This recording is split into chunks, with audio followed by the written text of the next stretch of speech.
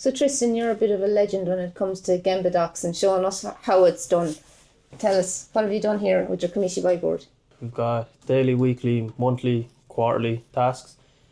These are just the tasks that have to be completed to keep everything running smoothly. So the card will start off red. You can scan that QR code with your phone. It'll bring up a GembaDoc on how to complete the process. Once it's completed, flip it over to green. Once they're all green, you know, you're good to go. You've got everything completed and you just work your way through them. It's very visual, helps you keep track of what you're doing. Let's have a go. Here we go. You've done so well. Step by step. There's no way anyone could make a mistake with that one.